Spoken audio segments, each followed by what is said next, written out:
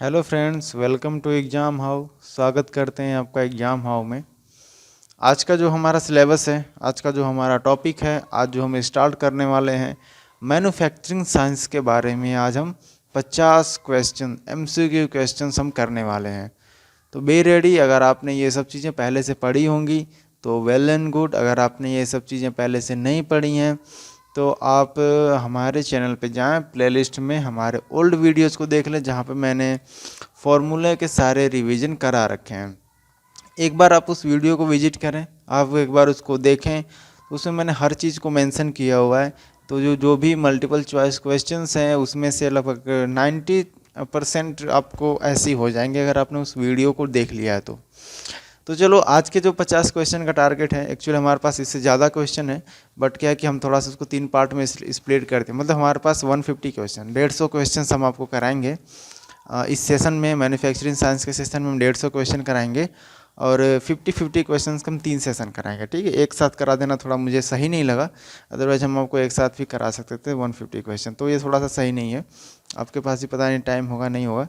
तो 50 क्वेश्चन है और आपको बस आंसर देना है। ठीक है, आपको क्या करना है, आंसर देना है, आपको कमेंट करना है आंसर।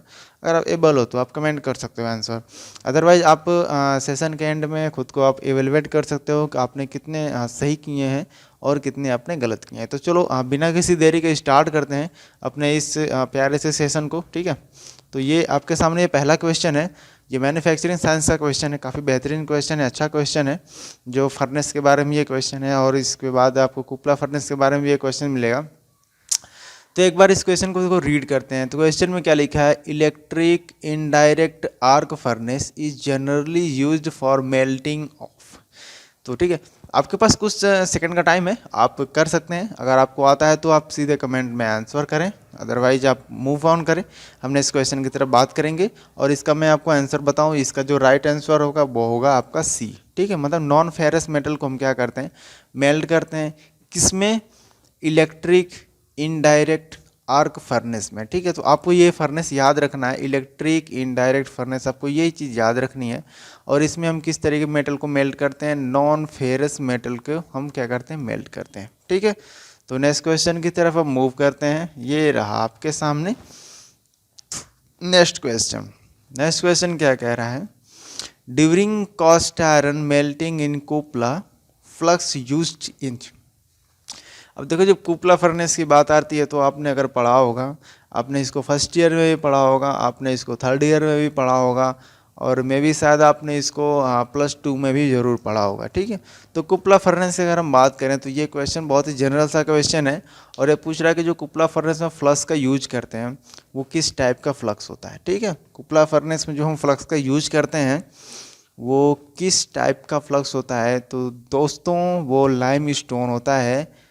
वो जो बी आंसर आपको दिख रहा है ना, ये बी, ये सही है। ठीक है, लाइम स्टोन फ्लक्स का हम इस्तेमाल करते हैं किसमें, ड्यूरिंग द। अब क्वेश्चंस को आपको थोड़ा सा ध्यान से पढ़ना होगा। इसमें जो लिखा हुआ है during the cast iron melting. ठीक है, जब हम कास्ट आयरन की बात करें तो आप इसको लाइम स्टोन कर देना। ठीक है, तो जब हम कास्ट आयरन को मेल्ट करते हैं ना कुपला फर्नेस में, तो उसमें जो फ्लक्स यूज होता है वो लाइम स्टोन फ्लक्स का हम इस्तेमाल करते हैं। ठीक है, ठीक है, तो आप बेसिकली शायद अगर आपको ये सेशन देखो पसंद तो आ रहा होगा, क्योंकि 50 क्वेश्चंस हम लेकर आए हैं आपके लिए, तो आपको थोड़ा सा इसे सपोर्ट करना होगा, आपको चैनल को सब्सक्राइब करना होगा। वीडियो पसंद है आप इसको लाइक भी करना, और देखो शेयर वेयर करने में कोई कमी मत छोड़ना। ठीक है, तो आप इसको शेयर भी कर सकते हैं। तो ये सारी चीज़ें आपको करनी हो, आप करना चाहें तो कर सकते हैं, अदरवाइज हम नेक्स्ट क्वेश्चन की तरफ मूव करते हैं। तो ये रहा नेक्स्ट क्वेश्चन। नेक्स्ट क्वेश्चन कह रहा है, the main advantage of shell moulding is. अगर आपको नहीं पता है ना सेल मोल्डिंग, इसमें देखो मैन्युफैक्चरिंग साइंस का मैंने एक अलग से एक वीडियो बना रखा है, प्लेलिस्ट में आप देख सकते हैं। उसमें मैंने हर चीज़ के बारे में डिफाइन किया है। मतलब कि आपको जो एसएससी जेई, ठीक है, या फिर अदर एक एग्जामिनेशन में जो भी मल्टीपल चॉइस के क्वेश्चंस आते हैं, तो उन सब में किस तरीके के फॉर्मूले पूछे जाते हैं मैंने फॉर्मूले भी बताए हैं। मैंने वो सारे इंपॉर्टेंट पॉइंट को कंसीडर भी किए हैं, तो आप उनको एक बार देख सकते हैं। ठीक है, अगर आपके पास टाइम हो तो मे भी शायद वो 1 आवर या 1.5 डेढ़ घंटे का ये देखो सेशन वो होगा, ठीक है। एक बार उसको विजिट कर लेना, एक बार देख लेना, तो वो आप काफ़ी हेल्पफुल होगा, ठीक है। उसमें मैंने सेल मोल्डिंग के बारे में बता रखा है, तो इसी वजह से क्या है कि मैं आपको ये बता नहीं रहा हूँ। जैसे कि अब मैं सेल मोल्डिंग बोला, फिर मैं इसके बाद बताऊँगा आपको सेल मोल्डिंग क्या होता है, तो देखो it's nothing but a time waste, ठीक है। जैसे कि आप अदर यूट्यूब चैनल में आपने देखा होगा, कभी कभी देखा होगा कि वो 5 से 10 क्वेश्चंस कराते हैं, उसमें वो आधे घंटे या 1 घंटे को कंज्यूम कर देते हैं, ठीक है। बट हमारा ये टारगेट है नहीं, हम नहीं चाहते हैं कि आपका समय बर्बाद हो। आप 50 क्वेश्चन एटलीस्ट करें, और 3 सेशन में हमको 150 क्वेश्चन करा देंगे, अच्छे खासे आपको 150 क्वेश्चन कराएंगे, ठीक है। तो अगर हम बात करें कि मेन एडवांटेज के बारे में, सेल मोल्डिंग के मेन एडवांटेज के बारे में अगर हम बात करें, तो देखो ये क्या है ना कि थिन सेक्शन को क्या करता है, कास्ट कर देता है। तो ये इसका क्या होता है, मेन एडवांटेज होता है, ठीक है। क्या होता है, ability to cast thin section, ठीक है। थिन सेक्शन को भी ये क्या करता है, सेल मोल्डिंग क्या करता है, कास्ट कर देता है। तो ये एक एबिलिटी होती है इसकी, एडवांटेज होता है इसका, ये आपको याद रखना है, आपको ध्यान देना है, आपको रिमेंबर करना है, ठीक है। अब इतनी चीज़ें हो गई हो तो फिर हम आगे की तरफ बढ़ते हैं। नेक्स्ट क्वेश्चन है, 1 मिनट थोड़ा देख लीजिए, स्किप तो नहीं होगा ना, हाँ चलो ठीक है। Next question, draft on pattern means. अब एकदम देखो ये बहुत ही सिंपल सा ये क्वेश्चन है कि ड्राफ्ट का या जो भी जो ड्राफ्ट पैटर्न का इस्तेमाल करते हैं उसका मतलब क्या, मतलब क्या होता है, हम क्यों करते हैं उसका इस्तेमाल। तो उसका इस्तेमाल देखो हम क्या क्यों करते हैं कि जो श्रिंकेज होता है ना, कंपनसेशन होता है, जो श्रिंकेज कंपनसेशन होता है हम उसके लिए ही करते हैं इसको, ठीक है। ताकि जो मोल्ड हम बनाते हैं या फिर जो भी हम पैटर्न बनाते हैं वो क्या करें, उसमें किसी तरह का कोई डिफेक्ट ना आए, इसके वजह से हम इसका इस्तेमाल करते हैं, ठीक है। तो इसका जो राइट आंसर हो जाएगा, ए आंसर सही है, कंपनसेशन फॉर श्रिंकेज, ठीक है। श्रिंकेज अलाउंस या फिर उसके लिए हम इस्तेमाल करते हैं। ये इस क्वेश्चन का जो आंसर होगा वो होगा, आंसर आपका जो ए है वो राइट आंसर होगा, कंपनसेशन फॉर श्रिंकेज, ठीक है। तो ये राइट आंसर होगा। मूव करते हैं नेक्स्ट क्वेश्चन की तरफ। नेक्स्ट क्वेश्चन क्या कह रहा है, the drawback with metallic pattern is. अब मेटालिक पैटर्न का ड्रॉबैक ये क्या होता है, ये पूछ रहा है। तो अगर आपने पढ़ा होगा, जो मेटालिक पैटर्न होता है वो क्या होता है ना कि वेट उसका ज़्यादा होता है, ठीक है। अगर आप वुड का बनाते हो वो काफ़ी हल्का होता है, और अगर आप मेटल का बनाते हो तो वो भारी होता है। अगर आप मेटल का इस्तेमाल करोगे तो वो काफ़ी मतलब महंगा पड़ेगा आपको, काफ़ी उसकी उसमें कॉस्ट कंज्यूम हो जाएगी, ठीक है। और उसको एक शेप में डालना भी काफ़ी महंगा होता है और काफ़ी डिफ़िकल्ट होता है, ठीक है। तो यहाँ पे जो पहला ऑप्शन लिखा है एक्सेसिव वेट, देखो ये भी होता है, ये भी का मतलब यही होता है, एक्सेसिव वेट भी होता है और महंगा भी होता है, एक्सपेंसिव भी होता है और डिफ़िकल्ट टू शेप। जब बात मेटल किया जाए तो डिफ़िकल्ट हो जाता है थोड़ा सा उसको शेप में फॉर्म करना, ठीक है। तो फोर्थ वाला ऑप्शन देखो यहाँ पे लिखा है ऑल ऑफ दीज देख रहा, तो हम क्या करेंगे, इसको करेक्ट आंसर करेंगे। क्यों, क्योंकि इसमें एक्सेसिव वेट होता है, एक्सपेंसिव भी होता है और डिफ़िकल्ट उसको शेप करना, मतलब कि अगर किसी शेप में कन्वर्ट करना चाहते हो तो काफ़ी डिफ़िकल्ट होता है, ये इसका ड्रॉबैक होता है, ठीक है। मेटालिक पैटर्न का एक ड्रॉबैक होता है। तो अब इस ये 3 ड्रॉबैक होते हैं, 3 को थोड़ा सा ध्यान देना है। एक्सेसिव वेट होता है, अगर आपने नहीं पढ़ा तो मैं आपको बता देता हूँ। Excessive weight, expensive, difficult to shape, और फिर मेंटेन वगैरह भी करना काफ़ी डिफ़िकल्ट होता है इसको, ठीक है। तो सिंपल सा है, आप इसको देख लो कि ऑल ऑफ दीज इसमें क्या होगा, हमारा राइट आंसर होगा। मूव करते हैं नेक्स्ट क्वेश्चन की तरफ। नेक्स्ट क्वेश्चन कह रहा है wax patterns are used in. अब वैक्स पैटर्न के बारे में अगर आपको नहीं पता है तो फिर से मैं रिपीट कर रहा हूँ, मेरे ओल्ड वीडियोज़ जो पुराने वीडियोज़ हैं, एग्जाम हाउ पे जाएं, प्लेलिस्ट में आप उसको देखें, आपको वहाँ पे सारे तरह के पैटर्न के बारे में डिस्कस मैंने किया है, वहाँ पे मैंने सब कुछ बता रखा है। इस वजह से मैं इस वाले सेशन में किसी तरह कोई थ्योरेटिकल पार्ट्स नहीं लेकर आया हूँ, ठीक है। सिंपल सा हम क्या करेंगे इसमें, ये जो MCQ टाइप से करेंगे, राइट है या नहीं है, हम सिर्फ इसी के बारे में बात करने वाले हैं, ठीक है। अब जब बात करें वैक्स पैटर्न की, तो मैंने आपको बताया था इन्वेस्टमेंट कास्टिंग प्रोसेस जो होता है भाई, उसमें हम क्या करते हैं, वैक्स पैटर्न का इस्तेमाल करते हैं, ठीक है। इज दिस ओके, आगे बढ़ें नेक्स्ट क्वेश्चन। चलो नेक्स्ट क्वेश्चन, मज़ा आ रहा होगा मे भी कि आप काफ़ी इन्जॉय कर रहे होगे। अब 50 क्वेश्चंस हैं, काफ़ी ज़्यादा लंबा सेशन भी नहीं होगा, इस वजह से मैंने सिर्फ 50 क्वेश्चन ही कर रखे हैं, ठीक है। तो इसको भी देखते हैं। अब ये नेक्स्ट वाला क्वेश्चन क्या कह रहा है, the amount of machining allowances on casting depend on. क्या कह रहा है, amount of machining allowance on casting depend on. अब इसका देखो राइट आंसर क्या होगा, ये आपको क्या करना है, बताना है। पहला आंसर कह रहा है, पहला जो ऑप्शन ये क्या कह रहा है, कास्टिंग शेप एंड साइज। ठीक है, अब देखो जो मशीनिंग एलोवेंस होता है, अगर हम कास्टिंग एंड शेप है थोड़ा सा बढ़ा ले लेते हैं। बढ़ा क्यों लेते हैं कि अगर मान लो कि किसी तरीके का कुछ सरफेस में इरेगुलरिटी जा देती है तो हम उसको क्या करते हैं ना, मशीनिंग कर देते हैं। ठीक है, तो सेकंड ऑप्शन कह रहा है कि कास्टिंग ओरिएंटेशन, अगर ओरिएंटेशन में भी कोई दिक्कत आती है तो हम उसको भी मैनेज कर लेते हैं। ठीक है, मेटल कह रहा है, तो अब ये भी देखो हम इसमें मैनेज हो जाता है। ये तीनों जो ऑप्शन है ना सही है, तो अगर ये तीनों सही है तो चौथा वाला क्या लिखे, ऑल ऑफ दीज, तो ये ऑप्शन क्या हो जाएगा, सही हो जाएगा। ठीक है, तो इस चीज़ को ध्यान देना।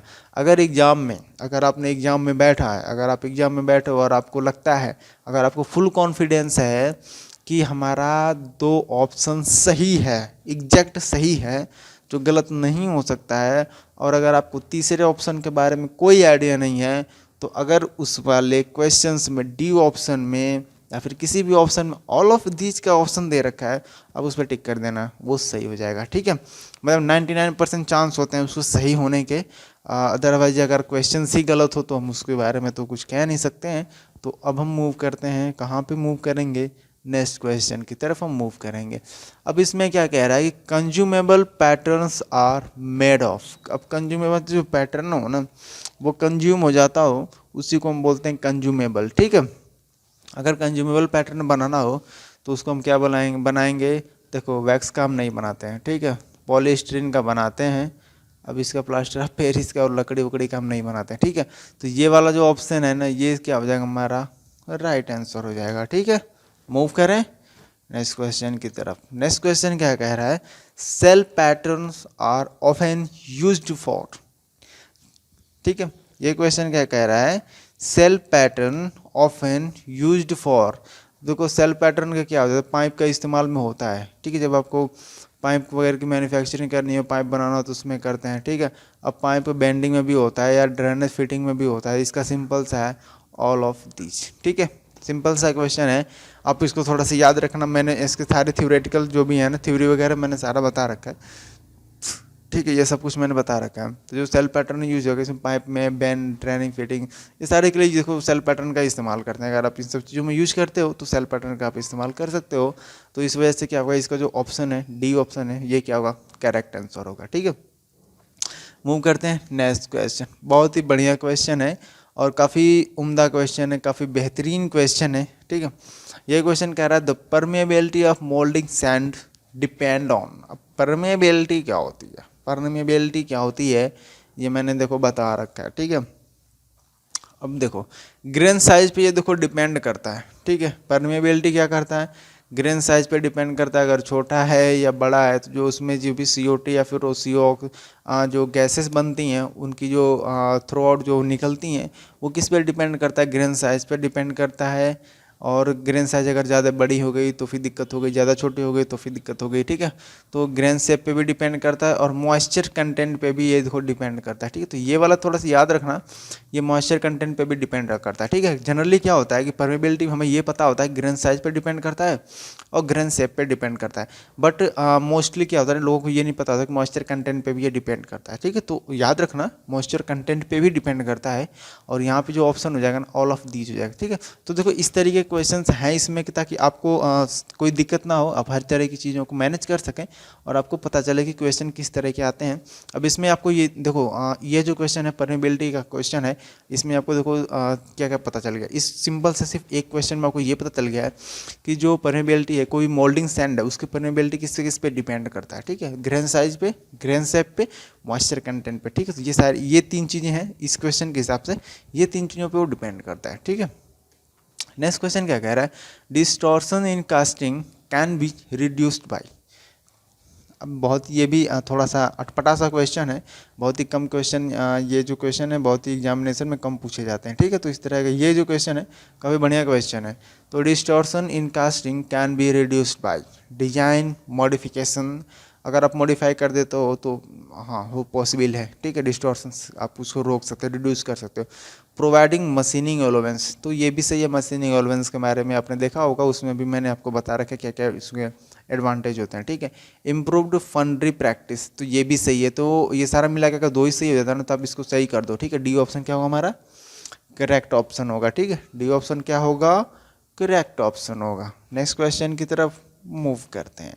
नेक्स्ट क्वेश्चन कह रहा है skeleton pattern are generally used for, क्या कह रहा है question, skeleton patterns are generally used for. आपको ये बताना है कि जनरली हम किस तरीके के पैटर्न्स पे स्केलेटन पैटर्न का हम जनरली कहाँ यूज करते हैं। तो अगर आप लार्ज कास्टिंग कर रहे हो, ठीक है, बड़ी कास्टिंग कर रहे हो, तो जैसे कि आपने देखा होगा कि चलो ठीक है, मैं अभी इसके बारे में कुछ खास ज़्यादा डीपली डिस्कस नहीं करूँगा। बड़ी कास्टिंग का मतलब कि अगर आप कुछ बना रहे हो तो मतलब कुछ बड़ा हो, ठीक है, तो उसके लिए हम क्या ना स्केलेटन पैटर्न का यूज करते हैं। सिंपल सा उसका फिगर भी देख लोगे ना तो समझ में आ जाएगा। तो इसमें जो लार्ज देखो होली कास्टिंग के लिए तो हम यार यूज करते ही नहीं है। थिन सेक्शन के लिए मैंने आपको बता ही रखा है ये यूज करते नहीं है, तो ये दोनों तो कैंसिल आउट हो गया, ठीक है।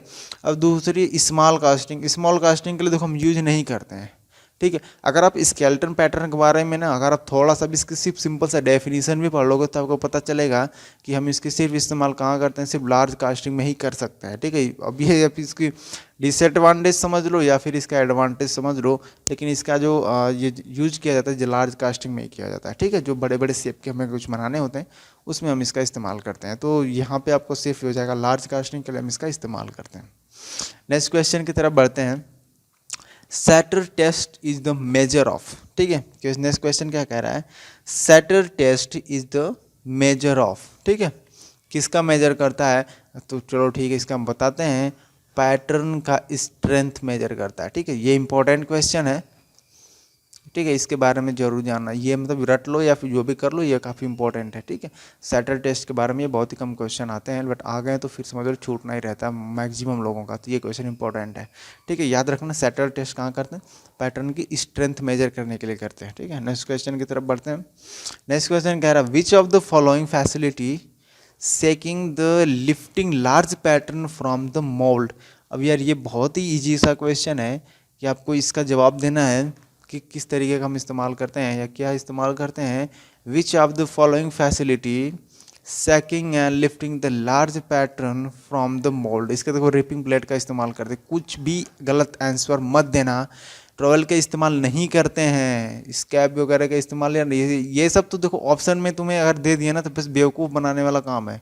तो मतलब देखते ही पता चल जाए यार ट्रॉवेल का इस्तेमाल थोड़ी ना करते हैं, उसके लिए स्वैप का इस्तेमाल थोड़ी ना करते हैं, नहीं करते हैं इसके चीज़ों को, ठीक है। तो अगर मान लो कि तुम्हें नहीं पता है ना, रिपिंग प्लेट के बारे में कुछ नहीं पता है, ठीक, कुछ नहीं पता है, अगर नहीं जानते हो कि रिपिंग प्लेट क्या होता है, तो इतना तो पता होगा ना कि यार थोड़ा सा अगर पढ़े होगा ना इसके बारे में तो तुम्हें ये पता होगा ना कि हाँ ट्रॉवेल का इस्तेमाल कहाँ करते हैं, स्वैप का इस्तेमाल कहाँ करते हैं, बेलोज का इस्तेमाल कहाँ करते हैं, कहाँ पे होता है, ये क्या चीज़ होती है। तो अगर इतना पता है तो सिंपल सा आंसर ये तुम कर सकते हो कि यार देखो यार ये रिपिंग प्लेट ही इसका आंसर होगा, ठीक है। क्या होगा, रिपिंग प्लेट होगा। तो ये हो जाएगा इस क्वेश्चन का सिंपल सा आंसर हो जाएगा रिपिंग प्लेट, ठीक है। नेक्स्ट क्वेश्चन की तरफ बढ़ते हैं। नेक्स्ट क्वेश्चन कह रहा है metal moulds are used in. Metal moulds का इस्तेमाल कहाँ करते हैं, ये बस इतना ही पूछ रहा है, ठीक है। Metal moulds are used in, metal moulds का यूज कहाँ करते हैं, मेटल मोल्ड्स का इस्तेमाल हम डाई कास्टिंग में करते हैं, ठीक है। कहाँ करते हैं, डाई कास्टिंग में। ग्रीन सैंड मोल्डिंग, अरे यार ये सब देखो ड्राई इन्वेस्टमेंट कुछ नहीं है, ये सब बहुत ही सिंपल मतलब ये बहुत ही छोटे छोटे से क्वेश्चन है। अगर इतना नहीं पता है तो तुम्हारा बेसिक भी बहुत ज़्यादा कमजोर है, ठीक है। इसका इस्तेमाल देखो डाई कास्टिंग में करते हैं। एक बार देख लो इस क्वेश्चन को, जितने भी 50 क्वेश्चन मैं बता रहा हूँ, ताकि पता चले कि तुम्हारा लेवल कहाँ तक पहुँचा है, तुम SSC या फिर UPSC वगैरह के मतलब काबिल हो या नहीं हो, ठीक है। तो ये चीज़ें तुम्हें जनरली पता चल जाएंगी। बहुत ही बेसिक से क्वेश्चन है, ठीक है। अब ये मेटल मोल्ड कहाँ यूज करते हैं या डाई कास्टिंग में करते हैं, अब ये नहीं पता है तो फिर दिक्कत वाली बात है, आपको थोड़ी सी और मेहनत करने की ज़रूरत है, ठीक है। अगर अभी जानना चाहते हैं तो आप हमारे चैनल पे प्लेलिस्ट में जाएं, वहाँ पे मैंने वीडियो डाल रखा है ना, अब उसको विजिट कर लेना, देख लेना, सब कुछ क्लियर हो जाएगा। अब देखो नेक्स्ट क्वेश्चन की तरफ बढ़ते हैं। हमने टाइम को बचाने के लिए इसमें थ्योरी वाला सेक्शन नहीं रखा है, ठीक है।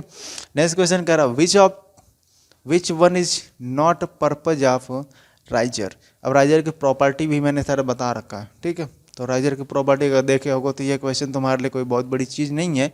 अब ये बता देना है कि इसका आंसर क्या होगा, ठीक है। क्या होगा देखो, ejection of steam gas etc. यार इसका इस्तेमाल तो होता है, इजेक्शन तो होता ही है। अभी ये पूछ क्या रहा है ना क्वेश्चन, ये देखो विच one is not a purpose of riser. इनमें से जो चार ऑप्शन दिए रखे इनमें से राइजर का पर्पज कौन सा नहीं है। इजेक्शन ऑफ स्टीम देखो होता है, ठीक है, मतलब पता है ना कि वहाँ से गैस वगैरह निकलती है तो वो स्टीम ही होती है, ठीक है।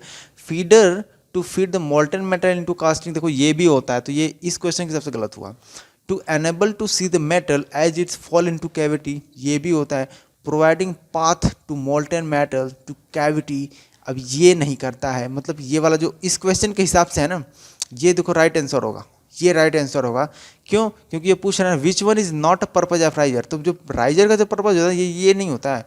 अब गेट वेट होता है ना वो इस्तेमाल करते हैं उसके लिए, तब उसको पाथ प्रोवाइड करने के लिए ताकि वो कब उसको कहाँ पे जाना है, ठीक है। ये राइजर का इस्तेमाल वहाँ पे नहीं करते हैं। तो ये ऑप्शन क्या हो जाना, इसी क्वेश्चन ये ऑप्शन ही सही हो जाएगा, ठीक है। क्लियर हो गया, बहुत बढ़िया। आगे की तरफ बढ़े बच्चों, मैं आगे की तरफ बढ़ूँ, ठीक है, बढ़ता हूँ। नेक्स्ट क्वेश्चन क्या कह रहा है, ideally the riser should have. अब यहाँ पे ना देखो आइडियल कंडीशन की ये बात कर रहा है, तो ये आपको पता होना चाहिए कि आइडियल कंडीशन राइजर की क्या होती है, ठीक है। अब राइजर अगर आप बना रहे हो तो क्या होना चाहिए, सरफेस एरिया उसका मिनिमम होना चाहिए, सरफेस एरिया उसका मैक्सिमम होना चाहिए, या फिर उसका वॉल्यूम मिनिमम होना चाहिए, या फिर मैक्सिमम होना चाहिए। तो देखो अगर आप इसके बारे में अगर राइजर के बारे में पढ़े होंगे तो हमेशा आप सरफेस एरिया के बारे में ही आप बात करते हैं, ठीक है, वॉल्यूम के बारे में हम नहीं बात करते हैं। तो सरफेस एरिया के बारे में हम क्या बात करते हैं, सरफेस एरिया के बारे में। तो जो सरफेस एरिया होना चाहिए ना उसका क्या होना चाहिए, मिनिमम होना चाहिए। राइजर की हम बात करें तो हम क्या चाहते हैं, आइडियली सरफेस एरिया क्या होना, मिनिमम होना चाहिए राइजर का, ठीक है। तो पहला जो ऑप्शन है क्या हो जाएगा हमारा, पहला ऑप्शन ही करेक्ट हो जाएगा, बाकी ये सारे गलत हो जाएंगे, ठीक है। ये सारे कैसे हो जाएंगे, गलत हो जाएंगे, ठीक है। अब नेक्स्ट क्वेश्चन की तरफ बढ़े, नेक्स्ट क्वेश्चन देख लो। नेक्स्ट क्वेश्चन कह रहा है which one is true about riser. देखो राइजर के बारे में काफ़ी ज़्यादा क्वेश्चन आता है, इस वजह से 2-3 क्वेश्चन आपको फ्रिक्वेंटली मिल गया, ठीक है। तो इस बारे में कोई ऑब्जेक्शन क्रिएट मत करना, क्योंकि राइजर के बारे में सच में ज़्यादा क्वेश्चन पूछता है, इस वजह से मैंने इंक्लूड कर रखा है, ठीक है। ये पूछ रहा है which one is true about the riser. Open risers are use to easy, ठीक है, are easy to mould. Blind risers are easy to mould. Open riser are efficient than blind risers. Both are equally efficient, ठीक है। इसमें से आपको answer बताना है कि सही कौन सा होगा। अब इसमें देखो फिर से रीड करना, ठीक है, अगर नहीं समझ में आ रहा है ऑप्शन को फिर से रीड करो। Open riser are easy to mould. अब कभी भी देखो जो ओपन राइजर हम इस्तेमाल करते हैं वो बहुत ही ईजी होता है, तो एक तो ये हमारा सही हो जाएगा, ठीक है। चलो हमने इसको सही कर लिया। Blind riser are easy to mould, देखो ये इजी नहीं होता है, इसकी तो कैलकुलेशन ही बहुत ही डिफिकल्ट होती है, ठीक है, मतलब थोड़ा लेंदी होता है। तो वहीं से समझ लेना यार, जब कैलकुलेशन ही इसकी लेंदी है तो फिर ये ईजी टू मोल्ड कैसे हो सकता है। Open riser efficient than blind riser, अब ये भी यार सही नहीं है, ठीक है। एफिशिएंसी की बात करें तो ओपन राइजर नहीं आता है। बोथ आर इक्वली एफिशिएंट, ये भी तो गलत ही होगा। अगर ये तीसरा गलत है तो चौथा अपने आप गलत हो जाएगा। तो जो ए ऑप्शन आपने देख रहा है open risers are easy to mould, ये हमारा सही आंसर हो जाएगा। और मूव करते हैं हम नेक्स्ट क्वेश्चन की तरफ। अब देखो जैसे कि हमने ब्लाइंड को काफ़ी मैंने गलत कर दिया तो इस वजह से ब्लाइंड भी आ गया। अब ब्लाइंड राइजर क्या कह रहा है, a blind riser can be located in. Blind riser कहाँ पे होता है, इसकी लोकेशन कहाँ होती है, अब आपको ये बताना है। कोप में होता है, ड्रैग में होता है, चिक में होता है, या फिर कोप एंड ड्रैग दोनों में होता है। तो यार सिंपल सा नहीं, ये नहीं होंगे, सिर्फ ये होगा। कोप और ड्रैग ना दोनों के बीच में होता है। दोनों के बीच का क्या मतलब है ना, कि आपने कोप और ड्रैग दोनों को कंसीडर कर लेना है, क्योंकि वो दोनों में होता है, ठीक है। अब सिर्फ कोप की बात करें तो नहीं यार, ड्रैग की बात करें वो भी नहीं, चिक्स ना, सिर्फ कहाँ पे होता है, कोप और ड्रैग होता है, ठीक है। तो इसको आप आंसर कर लेना कोप एंड ड्रैग, आपका ये सारा आ जाएगा, ठीक है ना, सारा आप कंसीडर हो जाएगा। इस वजह से कोप एंड ड्रैग को आपको क्या करना है कि यूज करना है, ठीक है। तो इसका कौन सा आंसर सही होगा, इसका जो आंसर होगा वो हमारा डी ऑप्शन सही होगा। नेक्स्ट क्वेश्चन की तरफ मूव करते हैं। नेक्स्ट क्वेश्चन क्या कह रहा है, स्प्रू आर जनरली क्या होता है, ये आपको बताना है। अब देखो यूनिफॉर्म साइज का नहीं होता ना इस यार यूनिफॉर्म का साइज का तो होता नहीं है। टैपर्ड अपवर्ड टैपर्ड नहीं होता है, ठीक है।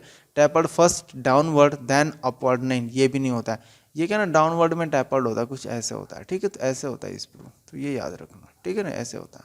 तो ये क्या टैपर्ड कहाँ होता है, डाउनवर्ड होता है, तो ये चीज़ थोड़ा सा ध्यान रखना, ठीक है ना। डी ऑप्शन क्या होगा हमारा करेक्ट ऑप्शन होगा। अब नेक्स्ट क्वेश्चन की तरफ हम मूव करते हैं। नेक्स्ट क्वेश्चन क्या कह रहा है, due to improper design of gating system following defects में ऑकर। अब अगर गेटिंग सिस्टम को तुम अगर इम्प्रॉपर कर दो या फिर डिजाइनिंग उसके ढंग से ना करो तो किस तरीके के डिफेक्ट आएंगे, वो यही पूछ रहा है। ठीक है, अब देखो अगर आपने गेटिंग सिस्टम को डिजाइन किया और उसने आप इम्प्रॉपर तरीके से किया, देखो उसमें मिश्रण का प्रॉब्लम तो आएगा ही आएगा, तो ये ऑप्शन क्या हो जाएगा हमारा सही है। कोल्ड सेट ये भी सही हो जाएगा। ठीक, अब इसमें आप समझने की कोशिश करो ये क्वेश्चन पूछ क्या रहा है। ठीक है, क्योंकि मैंने दो ऑप्शन को करेक्ट बता दिया तो मे भी कि आपको थोड़ा सा कन्फ्यूजन हुआ होगा, तो आप इसको थोड़ा समझने की कोशिश करें कि अगर इम्प्रॉपर डिजाइन करने का मतलब जो डिफेक्ट होते हैं ना वो सारे आ जाएंगे। ठीक है, तो वो सारे कंसीडर करने हैं आपको, इसका यही मतलब हुआ। तो मिश्रण ये क्या होता है कि डिफेक्ट ही होता है। ठीक है, एक टाइप से क्या होता है कि उसमें डिफेक्ट होता है, तो इसको हम रिड्यूस करने के लिए या फिर इसको अवॉइड करने के लिए हम क्या करते हैं, गेटिंग सिस्टम का डिजाइन करते हैं। तो मतलब मिश्रण तो है ही। कोल्ड सेट को क्या, ये कोल्ड सेट भी क्या एक तरह का डिफेक्ट होता है। ठीक है, अगर हम प्रॉपर्टी से डिजाइन ना करें तो ये भी आ जाएगा, रफ सरफेस भी आ जाएगा, और ये तीनों आते हैं तो फिर हमारा ये ऑप्शन कौन सा सही हो जाएगा, डी ऑप्शन हमारा सही आंसर हो जाएगा। नेक्स्ट क्वेश्चन की तरफ मूव करें। नेक्स्ट क्वेश्चन, अब नेक्स्ट क्वेश्चन क्या कह रहा है, powering rate should be minimum for. क्या कह रहा है क्वेश्चन, क्वेश्चन ये कह रहा है powering rate should be minimum for. अब ये पावरिंग रेट यार किसके लिए मिनिमम होता है ये आपको बताना है, और मे भी कि बहुत से लोगों को ये पता ही नहीं होगा। ठीक है, बहुत से लोगों को ये नहीं पता होगा, स्टील विस्टील का नहीं होता है। ठीक है, तो ये एल्युमिनियम का होता है, ये याद रखना। बाकी किसी को देखो ये ऐसे क्वेश्चन हो गए इसके बारे में ज़्यादा सबको पता नहीं होता है।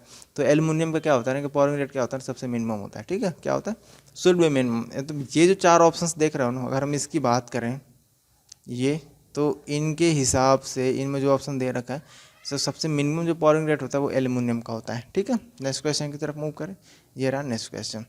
नेक्स्ट क्वेश्चन क्या कह रहा है, when dross and slag along with liquid metal reaches mold cavity the defect produce is known as। अब देखो ये डिफेक्ट के बारे में बात कर रहा है, अगर आपको डिफेक्ट के बारे में नहीं पता है तो फिर आप इस क्वेश्चन को कैसे कर सकते हो, नहीं कर सकते हो। अब इसमें पूछ रहा है when drag and slag, slag क्या है, एक तरह की इम्प्योरिटी होती है। ठीक है, अब ये पूछ रहा है कि dross and slag along with liquid metal reaches mold cavity the defect produce is known as inclusion, इसी को बोलते हैं। ठीक है, तो स्लैग व्लैग क्या होता है, एक तरह की इम्प्योरिटीज होती है, अगर यही चला जाएगा तो हम उसी को बोलेंगे इंक्लूजन बोलेंगे। ठीक है, तो इस तरह के डिफेक्ट क्या होते हैं, इंक्लूजन कहे जाते हैं। सिंपल सा क्वेश्चन यार, बहुत ही छोटे छोटे क्वेश्चन मैं करा रहा हूँ।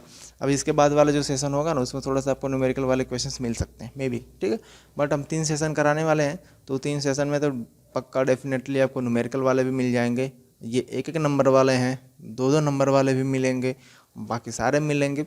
आप हमारे साथ बने रहें, चैनल को सब्सक्राइब करें, वीडियो को लाइक करें, वीडियो को शेयर करें, चैनल को शेयर करें, ये सारी चीज़ें आप करते रहें, बाकी हम आपके साथ हैं। ठीक है, तो नेक्स्ट क्वेश्चन की तरफ बढ़ें। ये रहा नेक्स्ट क्वेश्चन, वही वाला क्वेश्चन से देखो आ गया, slag and dross can be removed by. अब इसको देखो कैसे हम रिमूव करते हैं ना, अब ये इसके बारे में बात कर रहा है। ठीक है, कि अब इसके बहुत से तरीके हो सकते हैं ना रिमूव करने के। अब इसमें देखो ऐसे जो क्वेश्चन है तो पहले ध्यान से पढ़ लो, क्या करना है हमें, ये इम्प्योरिटी है, दोनों इम्प्योरिटी क्या करना है हमें रिमूव करना है using the bottom powering ladder. ठीक, ये देखो हम इसका इस्तेमाल कर सकते हैं, using the powering basin in place of powering cup, और ये seeking from the molten metal. देखो ये ऑप्शन सही हो जाएगा। अगर देखो मैंने आपको जैसे बताया था कि अगर आपको पक्का है ना कि 2 ऑप्शन सही हैं तो सिंपल से ऑल ऑफ दिस वाले पे क्लिक कर दो, ये वाला सही हो जाएगा।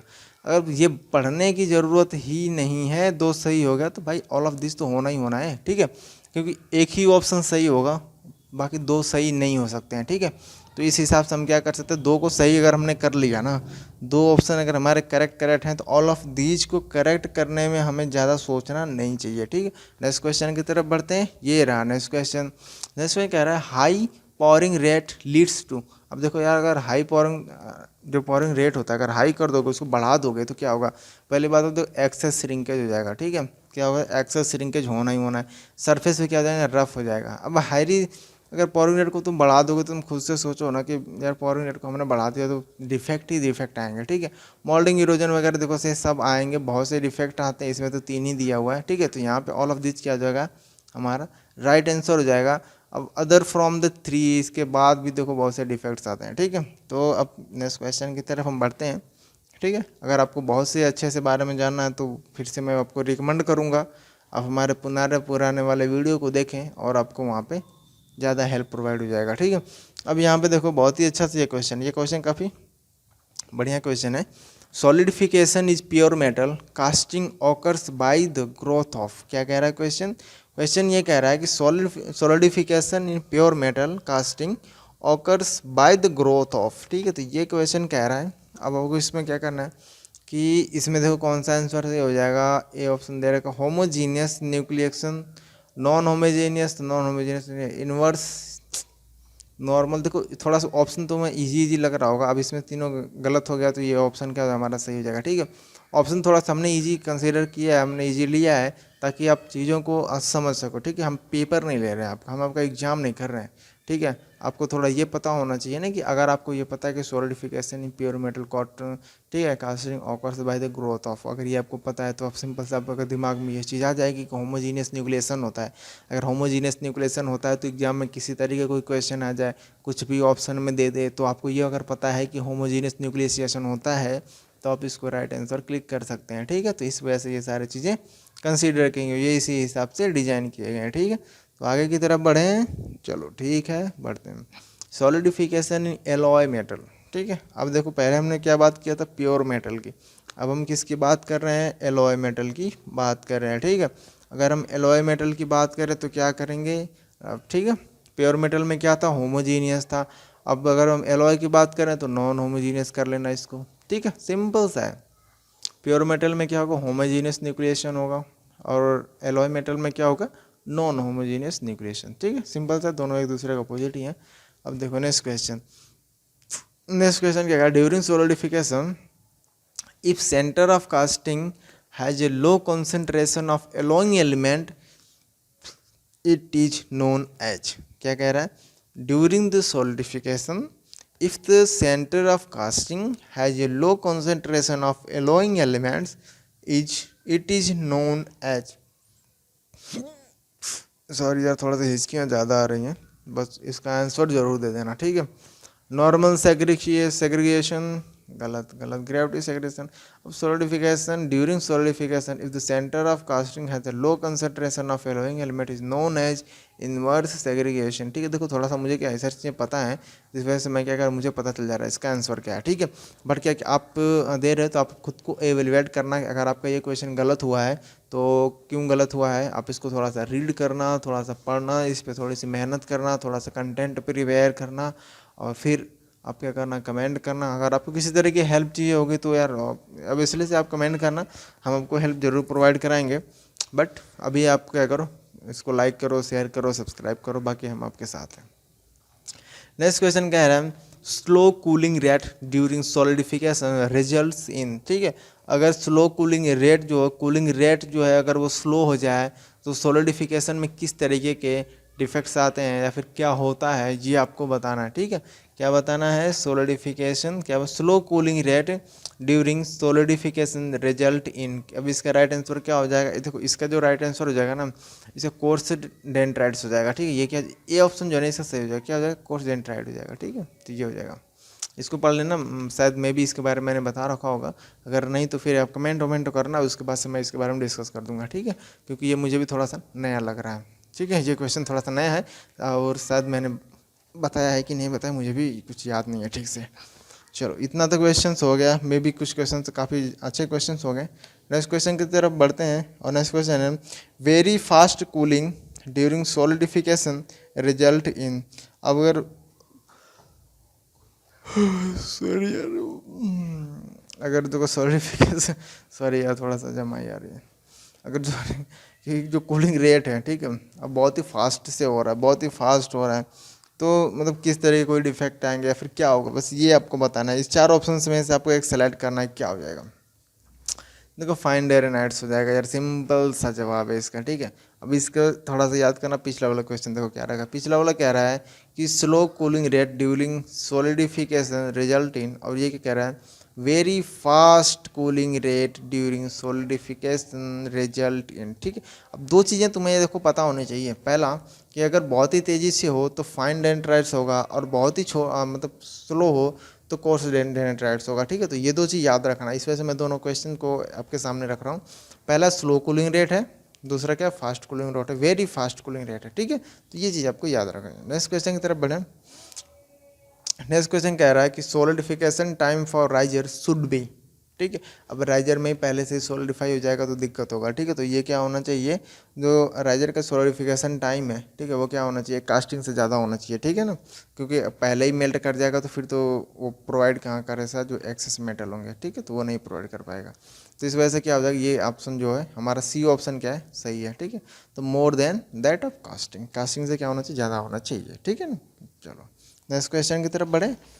चलो नेक्स्ट क्वेश्चन क्या कह रहा है, नेक्स्ट क्वेश्चन कह रहा है according to Chvorinov's equation the solidification time of casting and volume of casting is related as. अब ये क्वेश्चंस मैंने बता रखे हैं, ये मुझे याद है कि मैंने ये चीज़ आपको बता रखा है, ठीक है। तो इसका बहुत देखो, अब मैं ऐसे इसका आंसर आपको बता देता हूँ। इसका जो सी ऑप्शन है ये देखो राइट आंसर होगा, ठीक है। अगर आपको नहीं पता है तो आप हमारे पुराने में वीडियो को से वहाँ पे जाएँ, प्लेलिस्ट में जाएँ, वो उसको देखें, और रिव्यू वगैरह आपको देना है तो आप दे सकते हैं, कमेंट वगैरह करना तो कर सकते हैं। बट ये जो इक्वेशन है ना, इसके बारे में मैंने डिस्कस किया, तो आप वहाँ पे जाएँ, आपको मैंने बहुत ही अच्छे समझाया है। यहाँ पे हम क्या करेंगे, आपको सिर्फ सी ऑप्शन हमने आपको बता दिया, ये क्या हो जाएगा, सही हो जाएगा, ठीक है। तो जो सी ऑप्शन है ना, वो क्या हो जाएगा, हमारा सही आंसर हो जाएगा। अगर आप फर्दर आप बहुत ज़्यादा जानना चाहते हैं तो हमारे पुराने वाले वीडियो जो भी है मैन्युफैक्चरिंग साइंस को, आप उसको रीड करें, और सॉरी उसको देखें आप, ठीक है। नेक्स्ट क्वेश्चन की तरफ मूव करते हैं। ये रहा हमारे पास नेक्स्ट वाला क्वेश्चन। नेक्स्ट क्वेश्चन क्या कह रहा है, the solidification shrinkage of carbon steel is in the range of, ठीक है। ये थोड़ा सा इंपॉर्टेंट क्वेश्चन आप इसको कर लेना, इंपॉर्टेंट इसलिए क्योंकि इस तरह के क्वेश्चन देखो पूछे जाते हैं, ठीक है। अगर आप इसरो वगैरह का भी क्वेश्चन देंगे, एग्जाम देंगे, तो आपको इस तरीके के क्वेश्चन पूछे जाते हैं, ठीक है। तो इसका आपको राइट आंसर देना है, आपको बताना है कि क्या होगा, देखो, ठीक है। तो इसका जो ऑप्शन होगा ना, इसका देखो सी ऑप्शन से होगा, 2% to 4% इसका राइट आंसर होता है। मे भी बहुत लोगों को नहीं पता होता है, बट इसको आप रट लो तो ज़्यादा बेटर होगा, ठीक है, क्योंकि ये क्वेश्चन ही ऐसे होते हैं। इसमें क्या डायरेक्ट न्यूमेरिकल डेटा आपसे पूछे जाते हैं, इसे कोई प्रूफ तो कुछ होता नहीं है, आप इसको रट लो, प्रैक्टिकल डेटा है, ठीक है। नेक्स्ट क्वेश्चन कह रहा है, in sand casting chills are use to, good, ये बढ़िया क्वेश्चन है। ये अगर आपको पता होगा, जो सैंड कास्टिंग होता है उसमें चिल्स वगैरह या फिर और भी बहुत सी चीज़ें यूज होती हैं। अब आपको ये बताना है कि जो चिल्स यूज होता है ना, किस लिए यूज होता है, ये आपको बताना है, ठीक है। तो ये आपको बताना है, आप इसका आंसर करो, कमेंट करो तो पता चले। अब इसमें देखो क्या करना है, जो चिल्स का इस्तेमाल करता है, पहला क्या लिखा है, increase solidification time, decrease solidification time, increase flowability. देखो फ्लोबिलिटी और मोल्डिबिलिटी की बात करें तो इसको कैंसिल कर देना, ठीक है। चिल्स का इस्तेमाल किस तरह, डिक्रीज कर देता है, सॉलिडिफिकेशन टाइम को क्या कर देना, डिक्रीज कर देता है, ठीक है। क्या करता है, जो चिल्स होता है, ठीक है, वो क्या करते हैं, एक मिनट, चिल्स का इस्तेमाल डिक्रीज करना, एक मिनट थोड़ा सा, ठीक, एक मिनट बस, थोड़ा सा मुझे टाइम दो और फिर मैं बताता हूँ। In sand casting chills are use to, ये शायद क्या करता है कि सॉलिडिफिकेशन का जो टाइम होता है उसको क्या करता है, ये बढ़ा देता है, ठीक है। ये मे बी कि बढ़ा देता है, ठीक है, but chills are use to, देखो बढ़ाता नहीं, थोड़ा सा कन्फ्यूजन है इस क्वेश्चन में। आपने इसको टिक कर लेना कि डिक्रीज कर लेता है या इंक्रीज कर लेता है, बस थोड़ा सा मुझे इसमें कन्फ्यूजन है, ठीक है। बट आप इसको डिक्रीज पर टिक कर लेना, ठीक है, क्योंकि थोड़ा सा मुझे कन्फ्यूजन है, मे बी कि ये राइट आंसर होगा, ठीक है। मैं नेक्स्ट वाले वीडियो में आपको ये क्लियर करा दूंगा, ठीक, क्योंकि सॉलिडिफिकेशन टाइम क्या करता है, डिक्रीज करता है, इंक्रीज करता है। चलो नेक्स्ट क्वेश्चन की तरफ बढ़ते हैं। नेक्स्ट क्वेश्चन क्या कह रहा है, solidification time as the function of volume of casting and its surface A is given as. क्या कह रहा है question, solidification time as the function of volume and casting and its surface A is given as. अब देखो यार simple सी बात है ये इसका सिर्फ फॉर्मूला ही पूछ रखा है, ठीक है। तो ये अब सॉलिडिफिकेशन टाइम का फॉर्मूला होता है, ठीक है। इसको ये मतलब फार्मूला पूछ रखा है, ये सिंपल सा फार्मूला है, तो इसको टेक कर देना, ये राइट आंसर है, ठीक है। स्क्वायर होता है, ये सब याद रखना। बाकी किसी में देखो v/a का स्क्वायर होता है, कहीं नहीं दे रखा, ये भी नहीं दे रखा, ये भी नहीं दे रखा, ठीक है। तो ये जो ऑप्शन है, बी ऑप्शन है ना, ये क्या हो जाएगा, हमारा करेक्ट आंसर हो जाएगा, ठीक है। तो इसको सही करना है। नेक्स्ट क्वेश्चन की तरफ बढ़। अब नेक्स्ट क्वेश्चन कह रहा है the use of chills is more pronounce in the casting of. ठीक है, अब यहाँ पे जो वो वाला जो क्वेश्चन है ना, जो मैंने अभी आपको बताया कि थोड़ा सा कंफ्यूजिंग है, वो भी क्लियर हो जाएगा। ठीक है, the use of chills is more pronounce in the casting of alloy. ठीक है, एलोए। तो यहाँ पे देखो, इस अगर हम बात करें ना, तो इसका जो राइट आंसर हो जाएगा वो क्या हो जाएगा, बी ऑप्शन। देखो इसका सही हो जाएगा। ठीक है ना, बी ऑप्शन क्या हो जाएगा, सही हो जाएगा। तो इसको आप ए ऑप्शन इसका सही हो जाएगा। ठीक है ना, हो गया ना, क्लियर हो गया। चलो आगे बढ़ते हैं। बड़ी बढ़िया है, बहुत बढ़िया सा क्वेश्चन है, बहुत बढ़िया क्वेश्चन है। आपको ये करना है, काफ़ी बढ़िया क्वेश्चन है। The casting of spherical shape will have. एक बार क्या करना, जो वी बाई ए का रेशियो कैलकुलेट कर लेना। ठीक है, खुद से करके एक बार देख लेना, तो अब तुम देखोगे कि वी बाई ए का जो रेशियो है रिक्वायर्ड देन वन राइजर। ठीक है, तो ये रेशियो क्या हो जाएगा ना, हाई क्या आ जाएगा, वी बाई ए का रेशियो। एक बार थोड़ा सा करके देखना तो ज़्यादा ये समझ में आ जाएगा। ठीक है, तो इसको आप क्या रहे, डी ऑप्शन करेक्ट होगा। अब इसे एक बार खुद से करके जरूर देखना, तो ताकि आपको हमेशा याद रहे ये चीज़। ठीक है, नेक्स्ट क्वेश्चन की तरफ बढ़ते हैं। नेक्स्ट में कह रहा है which of the following casting defect can be eliminated by placing as small part as possible in the cope and keeping the critical surface in the drag. बड़ा सा क्वेश्चन है और थोड़ा सा काफ़ी अच्छा क्वेश्चन है ये, और इसको आपको बताना है कि इसका राइट आंसर क्या हो जाएगा। ठीक है, फिर से पढ़ते हैं क्वेश्चन को, अगर आपको समझ नहीं आया है एक बार फिर से मैं पढ़ देता हूँ। विच of the following casting defect can be eliminated by placing as a small part as possible in the cope and keeping the critical surface in the track। देखो इसका जो राइट आंसर हो जाएगा ना, वो डर्ट होगा। ठीक है, ए ऑप्शन इसका जो करेक्ट आंसर हो जाएगा, इसको आप टिक कर लेना, ये सही आंसर हो जाएगा। बाकी ड्रॉज, पोरिसिटी या फिर गैस होल, इसके बारे में मैंने आपको बता रखा है। ये बहुत ही मतलब आप इसको ऐसे ही देख के एलिमिनेट कर सकते हैं। तो ये इस तरीके के मैंने क्वेश्चंस दे रखे हैं। ठीक है, क्या है कि मेरा मोटिव ये नहीं है कि आप मतलब कि बहुत ज़्यादा मतलब सिमिलर टाइप्स के मैं आपको ऑप्शन दे के फंसा दूँ। तो सिंपल सा है कि अगर आपको समझाना है तो हम आपको वही बताएं जो आपको जानना है। ठीक है, तो ऐसे इसी वजह से मैंने क्वेश्चन डाले थे। अगर आपने थोड़ा सा ही पढ़ा होगा तो आप ये जो 3 ऑप्शंस हैं ना, आप इसको ऐसे भी कर सकते हो कि ये ऑप्शंस होंगे ही नहीं। तो अगर आपको ये पता है कि ये नहीं होंगे तो आपके दिमाग में ये चीज़ सेट हो जाएगी कि जो इसका राइट आंसर होगा डर्ट होगा। ठीक है, तो ये क्या है आपके मेमोरेबल हो जाएगा, हमेशा याद हो जाएगा। ठीक है, नेक्स्ट क्वेश्चन भी देखो, अच्छा ही क्वेश्चन है। नेक्स्ट क्वेश्चन कह रहा है about shell moulding the false statement among the following each. ठीक है, अब इसमें से आपको बताना है कि कौन सा जो स्टेटमेंट है ना, वो क्या है, फॉल्स है। ठीक है, produce a thin section as sharp corner can be produce by this.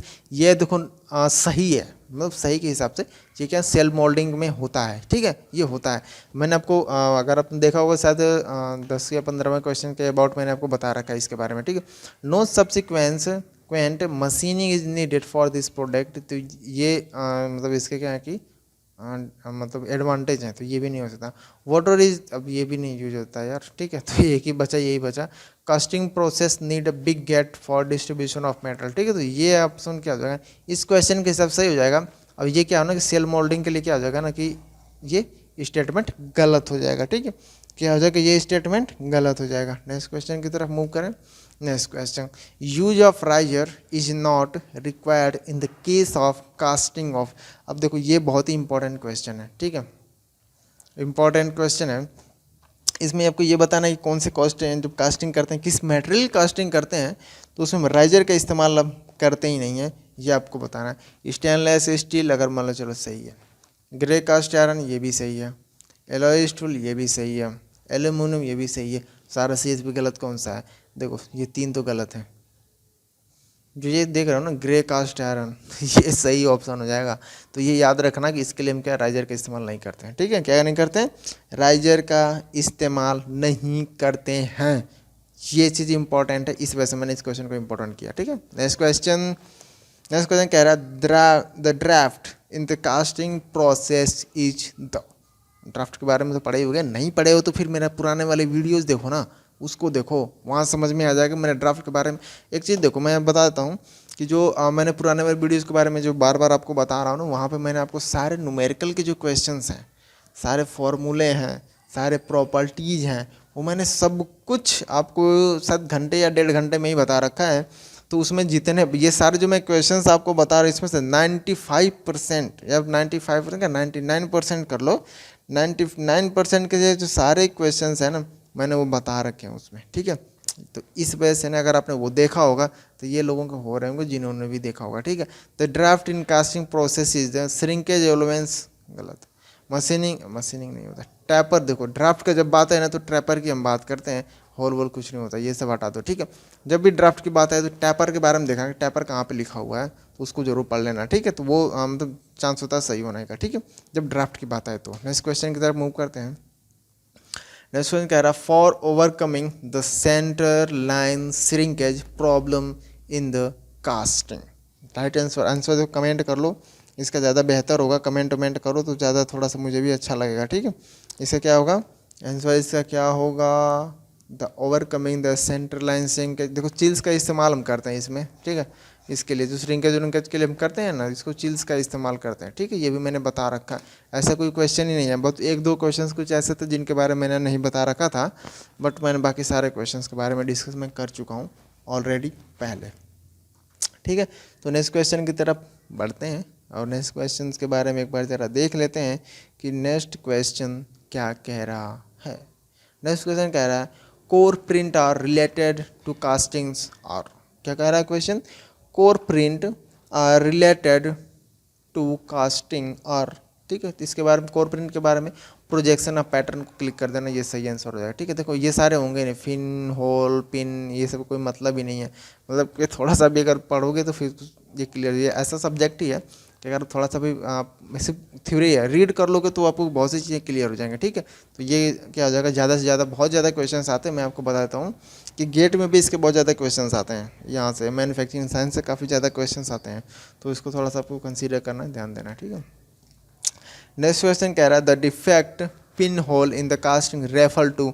अब इस डिफेक्ट के बारे में तो जरूर देखो, जरूर पता होगा कि जो पिन होल है वो रेफर टू क्या, ब्लो होल्स, किसको रेफर करता है, ब्लो होल, ठीक। गैस होल, इम्प्योरिटी, पोरोसिटी, खंडा, ये सब कुछ नहीं होता है, ब्लो होल्स को टिक करना, ये राइट आंसर होगा, ठीक है। नेक्स्ट क्वेश्चन थोड़ा सा फास्ट कर लेते हैं यार, बहुत टाइम हो गया और टाइम अब है भी नहीं, हमें अदर्स भी करना है और भी बहुत से काम है, ठीक है। तो अदर भी करने के लिए थोड़ा सा टाइम चाहिए होगा।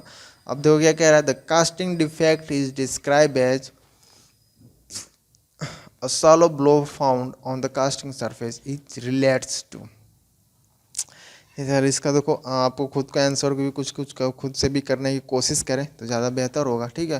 अब इसमें क्या कह रहा है, the casting defect is describe और shallow blow found on the casting surface, scar उसको बोलते हैं, ठीक। क्या बोलते हैं, स्केयर बोलते हैं, स्वेल वेल ये सब कुछ नहीं होता, ये सब मतलब ये एक बार अपन नज़र से घुमाओगे ना तो ऐसा करो यार ये तो कुछ होता ही नहीं है, ठीक है, ये स्केयर होता है, स्केयर उसको बोलते हैं।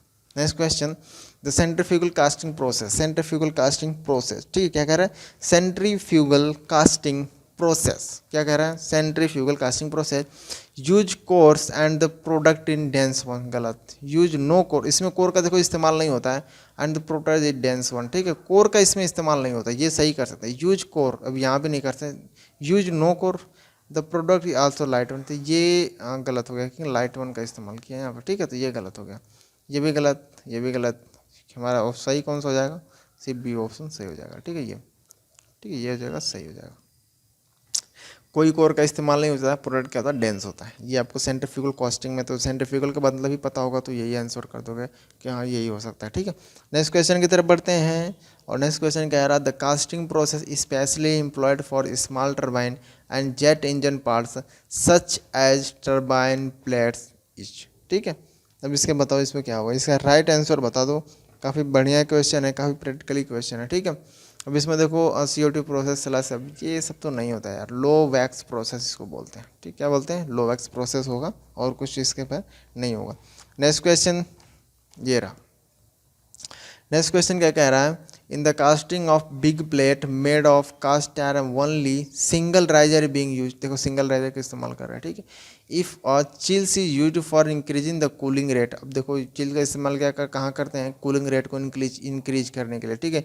इट शुड बी प्लेस्ड, तो चिल का यूज अगर कूलिंग रेट को इंक्रीज करने के लिए करते हैं तो इसका इस्तेमाल हम कहाँ करते हैं ये आपको बताना है। कहाँ करेंगे, एंड ऑफ द मोल्ड, ठीक है, कहाँ करेंगे, एंड ऑफ द मोल्ड करेंगे, ठीक है। नेक्स्ट क्वेश्चन नेक्स्ट क्वेश्चन क्या कह रहा है, the centrifugal casting, the casting is carried out in, क्या कह रहा है, in the centrifugal casting the casting is carried out in. अब इसको आपको बताना है कि इसका राइट आंसर क्या होगा। सेंट्रीफ्यूगल कास्टिंग में क्या होता है कि परमानेंट मोल्ड होता है, उसके बाद उसको हम खूब जोर से घुमाते हैं, तो इसमें आंसर है the rotating and expendable. Expendable देखो नहीं होता है, रोटेटिंग होता है, एक्सपेंडेबल नहीं होता है, ठीक है। नॉन रोटेटिंग होता है, नहीं नॉन रोटेटिंग होता है, रोटेटिंग एंड परमानेंट, ये सही हो जाएगा, ठीक है, ये क्या हो जाएगा, सही हो जाएगा। नेक्स्ट क्वेश्चन की तरफ बढ़े। नेक्स्ट क्वेश्चन काफ़ी इजी क्वेश्चन मैंने लेके, बट आज क्वांटिटी बहुत ज़्यादा क्वेश्चन, आपको बहुत से चीज़ें क्लियर भी हुई होंगी, ठीक है। बहुत से ऐसे क्वेश्चन मिले होंगे जिनके बारे में आपको नहीं पता होगा। नेक्स्ट क्वेश्चन क्या कह रहा है, ये देखो लास्ट क्वेश्चन है आज का, ठीक है। नेक्स्ट क्वेश्चन है और ये आज का लास्ट वाला क्वेश्चन। लास्ट क्वेश्चन क्या कह रहा है, consider the investment casting process now the false statement about the process among the following, it is also called as the लो वैक्स प्रोसेस। क्या कह रहा है, लो वैक्स प्रोसेस। तो ये फॉल्स स्टेटमेंट की बात कर रहा है, तो इसमें देखो गलत कौन सा है, ठीक है। In this the mould is made in single piece, देखो ये सही है, ये नहीं कर सकते हैं, ठीक है। The process make use the slurry, it use an expendable pattern, ये कर सकते हैं। इन्वेस्टमेंट कास्टिंग की बात कर रहे हैं, ठीक है, तो ये हो जाएगा। ये क्या ना फॉल्स स्टेटमेंट है, ये क्या हो जाएगा, एक मिनट में थोड़ा सा इसको हटाता हूँ, ये क्या है, फॉल्स स्टेटमेंट है। तो ये इस क्वेश्चन के हिसाब से ना ये सही हो जाएगा, ठीक है ना। तो आज के लिए देखो हम बस इतना ही रहने देते हैं, काफ़ी बहुत ज़्यादा टाइम हो गया है, तो आज के लिए इतना ही रहने देते हैं। नेक्स्ट डे हम क्या करेंगे ना, फिर से 50 क्वेश्चन करेंगे, फिर उसके नेक्स्ट डे हम फिर 50 क्वेश्चन करेंगे, और न्यूमेरिकल क्वेश्चंस को भी हम क्या करेंगे, कंसीडर करेंगे, ठीक है। तो भूलना मत, इस चीज़ सेशन को जरूर देखना। अगर वीडियो पसंद आया तो इसको लाइक वाइक कर लेना, चैनल को सब्सक्राइब जरूर कर लेना, ठीक है, क्योंकि ये आपके लिए काफ़ी बेनिफिशियल होने वाला है। और बहुत से मैंने वीडियोज़ फार्मूला के रिविजन वगैरह भी डाल रखे हैं, तो आप उनको भी देख सकते हैं, कोई दिक्कत नहीं है, ठीक है। तो आज के लिए बस इतना ही रहने देते हैं और मिलते हैं नेक्स्ट डे।